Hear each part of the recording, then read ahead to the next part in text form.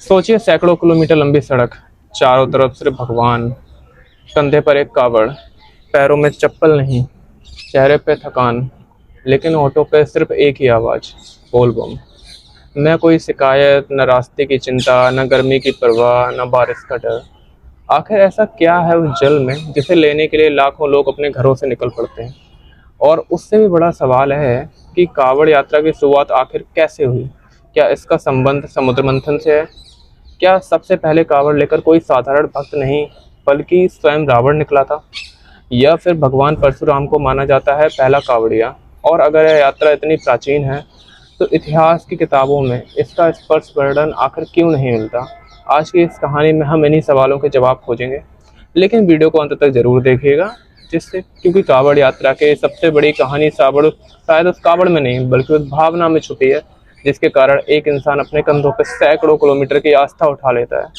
सबसे पहले समझते हैं कि कावड़ होती क्या है। कावड़ एक ऐसा ढांचा है जिसके दोनों सिरों पर जल से सिरे पात लटकाए जाते हैं। कावड़िया इसे अपने कंधे पर रखे यात्रा करता है। आमतौर पर सावन के महीने में शिव भक्त पवित्र नदी से जल लेकर अपने निर्धारित शिव मंदिर तक जाते हैं और उस जल से भगवान शिव का जलाभिषेक करते हैं। उत्तर भारत में हरिद्वार से गंगा जल लौटने वाली कावड़ यात्रा सबसे प्रसिद्ध है।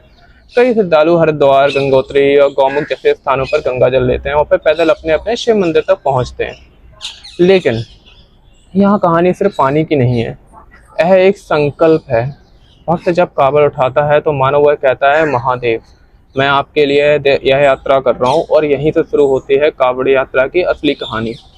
सबसे बड़ा रहस्य, पहला कावड़िया कौन था? अब आता है इस कहानी का सबसे रोमांचक हिस्सा। पहला कावड़िया कौन था? इस सवाल का एक ऐसा जवाब नहीं है जिससे इतिहास में निश्चित रूप से स्वीकार करता हो। कावड़ यात्रा की शुरुआत को लेकर अलग अलग पौराणिक और लोक परंपराएं मौजूद हैं। इन्हीं में से सबसे प्रसिद्ध दो नाम हैं, भगवान परशुराम और लंकेश रावण। लेकिन दोनों की कहानियां अलग अलग। पहले चलते हैं परशुराम की ओर। क्या भगवान परशुराम थे पहले कावड़िया?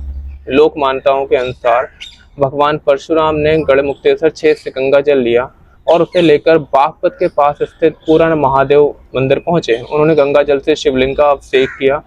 यही कारण है कि कई परंपराओं में भगवान परशुराम को भी पहला कावड़िया माना जाता है। कल्पना कीजिए, उस समय ना आज जैसी सड़कें थी, ना गाड़ियां थी, ना आराम करने के लिए बने कावड़ सेवर, ना मोबाइल, ना कोई जीपीएस। सिर्फ एक भक्त पवित्र जल लेकर लंबी दूरी तय करता है, सिर्फ एक उद्देश्य के लिए, महादेव का जल अभिषेक। और यही कावड़ यात्रा की सबसे पहली भावना थी। यात्रा से ज्यादा महत्वपूर्ण था संकल्प। लेकिन कहानी अभी खत्म नहीं हुई, क्योंकि एक और नाम सामने आता है। यह नाम सुनकर आप भी चौंक जाएंगे। क्या रावण था पहला कावड़िया? हाँ, रावण। वही रावण जिसे हम रामायण के सबसे बड़े विरोधियों में से एक के रूप में जानते हैं। लेकिन रावण का एक दूसरा रूप भी था, महादेव का परम भक्त। कई लोग मान्यताओं के अनुसार समुद्र मंथन के दौरान जब भयंकर विष यानी कि हलाहल निकला, तो भगवान शिव ने संसार की रचना के लिए उसे अपने कंठ में धारण कर लिया। इसी कारण यह है कि शिव का कई कारण बना नीलकंठ। मानता है कि इसके प्रभाव से भगवान शिव के कंठ में तीव्र पीड़ा और गर्मी उत्पन्न हुई और तब उनके भक्तों ने शांत करने के लिए जल अर्पित किया। इसी परंपरा से जुड़ी एक कथा में रावण द्वारा गंगा जल लाकर शिव का अभिषेक करने की बात कही जाती है। भारत सरकार के पर्यटक पोर्टल पर भी कावड़ परंपरा से जुड़े ऐसी लोक कथाओं का उल्लेख मिलता है। यही कारण है कि कुछ परंपराएं रावण की पहली कावड़ियां मानती हैं। लेकिन यह एक बात समझना बहुत जरूरी है, एक धार्मिक मान्यता है, प्रमाणिक ऐतिहासिक तथ्य नहीं। बल्कि ऐतिहासिक तथ्य और धार्मिक साहित्य के अनुसार कावड़ यात्रा की शुरुआत के कोई ऐतिहासिक रिकॉर्ड नहीं मिलता, और शायद यही एक कहानी को और रहस्यमय बना देता है। श्रावण और शिव का संबंध क्या है? अब सवाल उठता है, कावड़ यात्रा सावन में ही क्यों? हिंदू परंपराओं में श्रावण यानी कि सावन का महीना भगवान शिव को समर्पित माना जाता है। इसी महीने में शिव भक्त उपवास रखते हैं, शिवलिंग पर जल और बेलपत्र चढ़ाते हैं, रुद्र अभिषेक करते हैं और कावड़ यात्रा निकालते हैं। लेकिन जलाभिषेक का महत्व क्या है? इसका भाव बहुत सरल है, जल जीवन है और भक्त उसी जीवनदायी जल को महादेव को अर्पित करता है।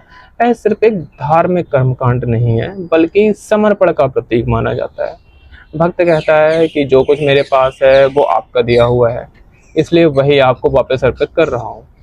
कावड़ यात्रा सिर्फ पैदल चलना नहीं है। आप जरा एक कावड़िए की यात्रा को समझिए। सुबह शायद सूरज निकलने से पहले उठना, कावड़ को संभालना, गंगा जल की रक्षा करना, फिर पैदल चलना, कभी तेज धूप, कभी बारिश, कभी सड़क की गर्मी, कभी शरीर में दर्द, लेकिन कावड़ जमीन पे नहीं रखनी।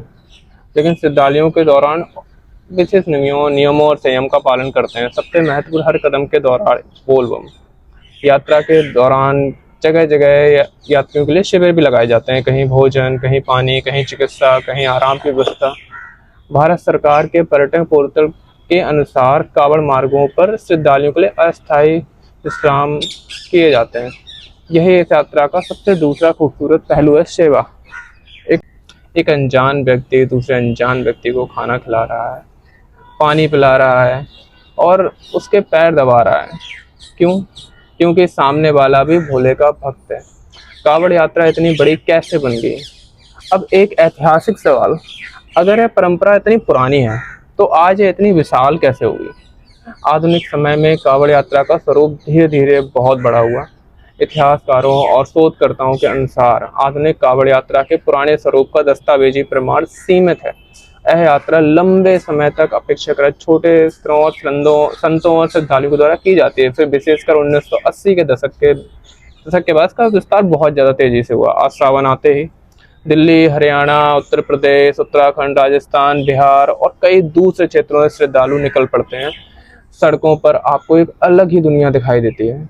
हर तरफ भगवा, कावड़, डीजे, भजन, बोल बम के जयकारे और हजारों लाखों जयकारे एक ही जैसा महादेव की ओर होती है। लेकिन कावड़ यात्रा स्टार्ट कैसे हुई? अब अगर आप सोच रहे हैं मैं भी कावड़ यात्रा करना चाहता हूँ, लेकिन शुरुआत कैसे करूँ, तो इसे सिर्फ एक चैन की तरह मत देखिए।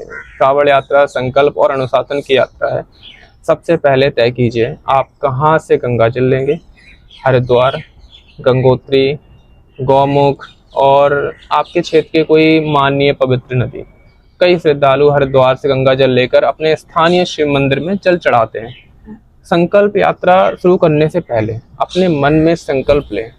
ये जरूरी नहीं है कि संकल्प दिखावे के लिए हो। अपने मन से कहें मैं यात्रा श्रद्धा और भक्ति से कर रहा हूँ। कावड़ तैयार करें। कावड़ मजबूत होनी चाहिए। जल के पात्र अच्छी तरह सुरक्षित होने चाहिए। यात्रा जितनी लंबी होगी, कावड़ का वजन और आराम दोनों महत्वपूर्ण होंगे। यात्रा का मार्ग तय करें। यात्रा शुरू करने से पहले पूरा रूट समझ लें। कहाँ रुकना है, कहाँ भोजन करना है, कहाँ पे मेडिकल हेल्प मिलेगी, कितनी दूरी प्रतिदिन तय करनी है, ये सब पहले से आपको डिसाइड करना चाहिए। शरीर को तैयार कर लें। यहाँ सबसे बड़ी गलती मत कीजिए। अगर आपने कभी लंबी दूरी पैदल नहीं चली है तो सीधे सैकड़ों किलोमीटर की यात्रा पर निकल जाना बेवकूफ़ी है। यात्रा से पहले वॉकिंग प्रैक्टिस कीजिए। धीरे धीरे दूरी बढ़ाएं। पानी पर्याप्त पिएं। अपने शरीर की क्षमता समझें। और अगर कोई मेडिकल प्रॉब्लम है तो डॉक्टर से डिस्कस कर जरूर करें। भक्ति जरूरी है लेकिन शरीर की सुरक्षा भी उतनी जरूरी है डेफिनेटली। कावड़ यात्रा में सबसे जरूरी नियम क्या है? कावड़ यात्रा में अलग अलग क्षेत्रों में अलग अलग परंपराओं के अनुसार नियम अलग हो सकते हैं। इसलिए अपनी यात्रा मार्ग और स्थानीय प्रशासन आयोजकों के वर्तमान नियम जरूर आप चेक करें। लेकिन सामान्य रूप से इसका मूल भाव है संयम, भक्ति, अनुशासन, स्वच्छता और दूसरों का सम्मान। कावड़ यात्रा सिर्फ अपने लिए नहीं है। आपके रास्ते में हजारों लोग होंगे, इसलिए सड़क पर अनुशासन रखें, कचरा ना फैलाएं, दूसरे यात्रियों को परेशानी ना दें और सबसे महत्वपूर्ण, महादेव के नाम कर किसी दूसरे इंसान को तकलीफ ना पहुंचाएं। क्योंकि अगर यात्रा के अंत में हमने जल तो चढ़ा दिया लेकिन अपने व्यवहार में कोई चेंज नहीं आया तो उस यात्रा का असली उद्देश्य क्या था? कावड़ का असली अर्थ अब तक हमें इतिहास देगा। कथाएं सुनी, रावण परशुराम की मान्यताएं भी जानी, लेकिन अब यात्रा का सबसे गहरा अर्थ क्या था? कावड़ का एक सिरा और दूसरा सिरा, दोनों तरफ जल, बीच में भक्त का कंधा। जरा सोचिए, अगर कावड़ एक तरफ झुक जाए तो संतुलन बिगड़ जाएगा। और यही शायद जीवन का भी संदेश है। श्रद्धा और कर्म का संतुलन, मन और शरीर का संतुलन, इच्छा और अनुशासन का संतुलन। कावड़ हमें सिखाती है कि भक्ति सिर्फ मंदिर तक पहुंचने का नाम नहीं है। भक्ति उस रास्ते का नाम भी है जिसे हम मंदिर तक पहुंचने के लिए तय करते हैं। सबसे बड़ा रहस्य, अब वापस आते हैं उस सवाल पर, पहले कावड़िया कौन था? रावण, परशुराम या कोई और? सच्चाई यह है कि इसका कोई एक सर्वमान्य कोई ऐतिहासिक उत्तर नहीं है। अलग अलग धर्मों पर, लोक परंपराओं पर अलग अलग कथाएं बताती हैं, लेकिन शायद कावड़ यात्रा का उद्देश्य है तय करना नहीं है कि पहला कावड़िया कौन था, क्योंकि हजारों सालों की आस्था में पहला कौन था इससे ज़्यादा महत्वपूर्ण है आज कौन महादेव के लिए चल रहा है। जब एक कावड़िया सड़क पर चलता है तो बाहर से देखने वालों को सिर्फ एक आदमी दिखाई देता है, कंधे पर कावड़, भगवा कपड़े, पैरों में थकान, लेकिन अंदर शायद एक पूरी कहानी चल रही होती है। किसी ने मनोकामना मांगी होगी, किसी ने परिवार के लिए संकल्प लिया होगा, किसी ने जीवन की परेशानियां निकलने के लिए महादेव को पुकारा होगा, और कोई शायद इसलिए चल रहा होगा कि उसने अपने भोले पे विश्वास है।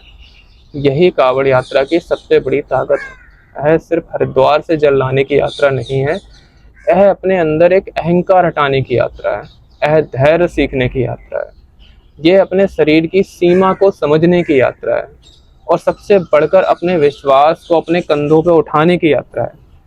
तो अगली बार जब आप सड़क पर कोई कावड़िया दिखे तो उसे सिर्फ एक यात्री मत समझिएगा। याद रखिए, उसके कंधों पे सिर्फ कावड़ नहीं है, उसके कंधों पे उसका विश्वास है, उसका संकल्प है, उसकी प्रार्थना है, और उसके साथ चलने वाली महादेव का नाम है।